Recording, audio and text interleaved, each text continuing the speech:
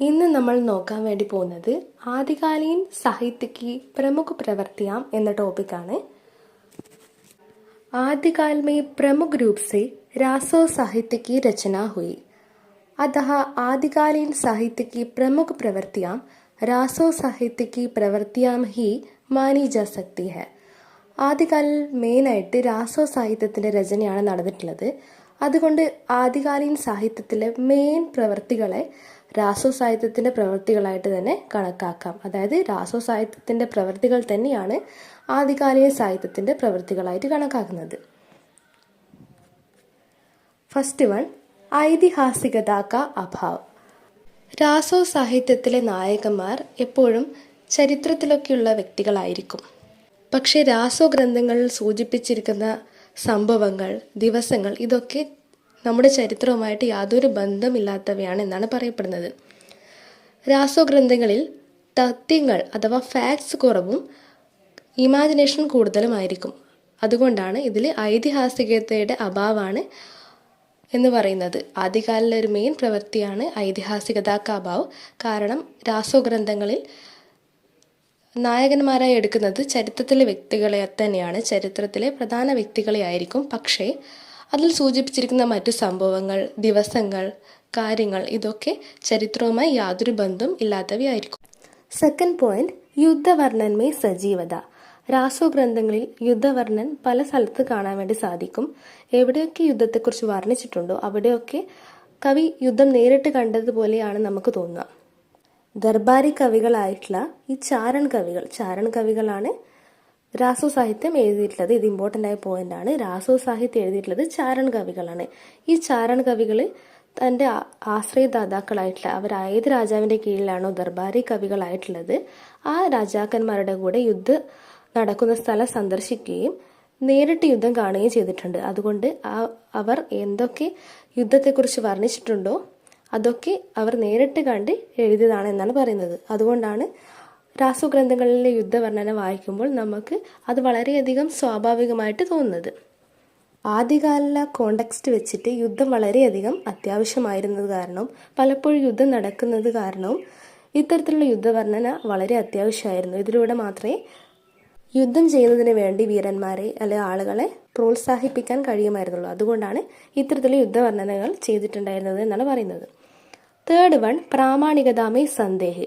ആദ്യകാലത്തിൽ എഴുതപ്പെട്ട പ്രധാനപ്പെട്ട രാസോ ഗ്രന്ഥങ്ങളായ പൃഥ്വിരാജ് രാസോ, ഖുമാൻ രാസോ, പർമാൻ രാസോ മുതലായ ഗ്രന്ഥങ്ങളിലൊക്കെ പ്രാമാണികതയെക്കുറിച്ചുള്ളൊരു സംശയമുണ്ട്. അത് എത്രത്തോളം പ്രാമാണികമാണ് എന്നുള്ള കാര്യത്തിൽ സംശയമുണ്ട് എന്നാണ് പറയുന്നത്.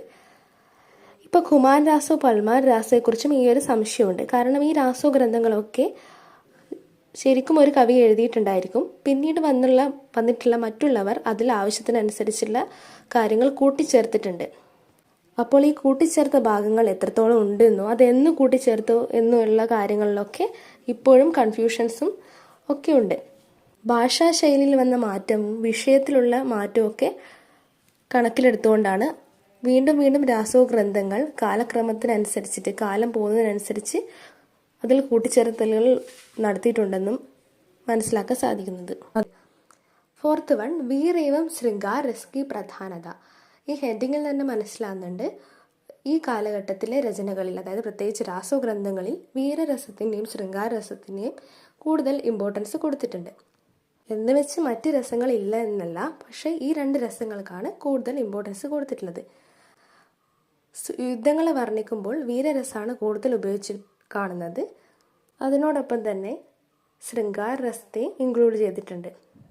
രാജാക്കന്മാരുടെ യുദ്ധത്തെയും അവരുടെ വിവാഹത്തെയും ഒക്കെ കാണിക്കുന്നതിന് വേണ്ടിയിട്ടാണ് വീരരസവും ശൃംഗാരരസവും ഉപയോഗിച്ചിട്ടുള്ളത്. അടുത്തത്, ആശ്രയദാതാവോ കി പ്രശംസ. നമ്മൾ ഓൾറെഡി പറഞ്ഞു കഴിഞ്ഞു, ചാരൺ കവികളാണ് രാസോ ഗ്രന്ഥങ്ങൾ എഴുതിയിട്ടുള്ളത്. ഇതിൽ വീരരസത്തിനും ശൃംഗാരരസത്തിനാണ് ഇമ്പോർട്ടൻസ് ഉള്ളത്. ഈ കവികളൊക്കെ ദർബാരി കവികളായിരുന്നു. അവർ ഓരോരോ രാജാക്കന്മാരുടെ ദർബാറിലുള്ള കവികളായിരുന്നു.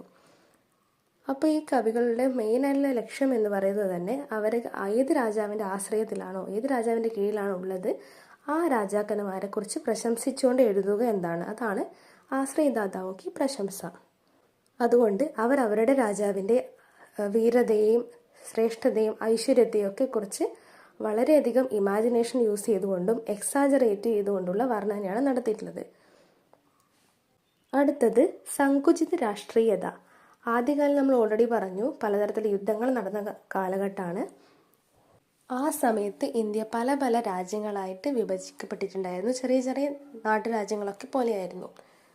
അതുമാത്രമല്ല, ഈ രാജ്യത്ത് രാജാക്കന്മാർ തമ്മിലൊക്കെ പലപ്പോഴും യുദ്ധം നടക്കുമായിരുന്നു. അവർ തമ്മിൽ യാതൊരു വിധത്തിൽ ഒത്തൊരുമയോ ഐക്യമൊന്നും ഉണ്ടായിരുന്നില്ല.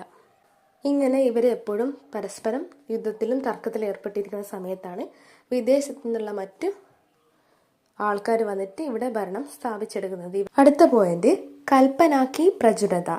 ചാരൺ കവികൾ എഴുതിയ കാര്യങ്ങൾ കൂടുതലും കൽപ്പന യൂസ് ചെയ്തിട്ടുള്ളതാണ്. അതായത് ഇമാജിനേഷനാണ് വളരെ കൂടുതലായിട്ടുള്ളത്. ഫാക്റ്റ് എപ്പോഴും കുറവായിരിക്കും. അവർ ചരിത്രത്തിലൊക്കെയുള്ള വ്യക്തികളെ എടുത്തിട്ടായിരിക്കും രാസോ സാഹിത്യം എഴുതുന്നുണ്ടാകുക. പക്ഷേ അതിൽ പറയുന്ന പല സംഭവങ്ങളും കാര്യങ്ങളും ഒക്കെ എന്തായിരിക്കും, ചരിത്രവുമായിട്ട് യാതൊരു ബന്ധവുമില്ലാത്ത കാര്യങ്ങളായിരിക്കും. കൂടുതൽ കാര്യങ്ങൾ അവരെ ഇമാജിനേഷൻ യൂസ് ചെയ്തിട്ടും എക്സാജറേറ്റ് ചെയ്ത് ഒക്കെ ഉണ്ടാക്കി എടുത്തതാണ്. അടുത്തത് വിവിധ ഛന്ദോं का പ്രയോഗ്. രാസോ സാഹിത്യത്തിലെ ഗ്രന്ഥങ്ങളിൽ പലപ്പോഴും പലതരത്തിലുള്ള ഛന്ത് യൂസ് ചെയ്തിട്ടുണ്ട്. അതിൽ പൃഥ്വിരാജ് രാസോ എടുത്താൽ തന്നെ അതിൽ ദോഹ, ഗാഥ, തോമർ, തോട്ടക്, ഉല്ലാല, കുണ്ടലിയ മുതലായ ഛന്ത് യൂസ് ചെയ്തിട്ടുണ്ട്. പലതരത്തിലുള്ള ഛന്ത് രചനയിൽ യൂസ് ചെയ്ത കാരണം പൃഥ്വിരാജ് രാസോവിന്റെ രചയിതാവായിട്ടുള്ള ചന്ദ് ബർദായിയെ ഛന്ദോं का സാമ്രാട്ട് എന്നാണ് വിളിച്ചിട്ടുള്ളത്. ചന്ദ് ബർദായിയെ ഛന്ദോं का സാമ്രാട്ട് എന്നാണ് വിളിക്കുന്നത്. കാരണം അദ്ദേഹം പൃഥ്വിരാജ് രാസോയിൽ പലതരത്തിലുള്ള ഛന്ത് യൂസ് ചെയ്തിട്ടുണ്ട്. മാത്രമല്ല, പൃഥ്വിരാജ് രാസോ എന്ന് പറയുന്ന രചനയെ, ആ രാസോ ഗ്രന്ഥത്തെ ഛന്ദോं का അജായബ് ഘർ എന്നാണ് വിളിക്കുന്നത്. അടുത്തത് ഡിംഗൽ പിംഗൽ ഭാഷാ കാ പ്രയോഗ്. ആദ്യകാലീന രാസോ സാഹിത്യം എഴുതപ്പെട്ടത് ഇന്ന് കാണുന്ന ഹിന്ദി ഭാഷയിലല്ല, മറിച്ച് അന്നുള്ള ഹിന്ദി വ്യത്യസ്തമാണെന്നാണ് പറയുന്നത്. അത് രാജസ്ഥാനി ഭാഷയിൽ ചേർന്നതും ബ്രജ് ഭാഷയിൽ മിക്സഡ് ആയതാണ്. അവയെ വിളിക്കുന്നത് ഡിംഗൽ ഭാഷ, പിംഗൽ ഭാഷ എന്നാണ്. അതായത് അന്നുള്ള ഡിംഗൽ ഭാഷ എന്ന് പറയുന്നത് രാജസ്ഥാനിയും അപഭ്രംശം ചേർന്നതും പിംഗൽ ഭാഷ എന്ന് പറയുന്നത് അപഭ്രംശം ബ്രജു ഭാഷയും ചേർന്നതാണ്. ഇത് വളരെ ഇമ്പോർട്ടൻ്റ് ആണ്.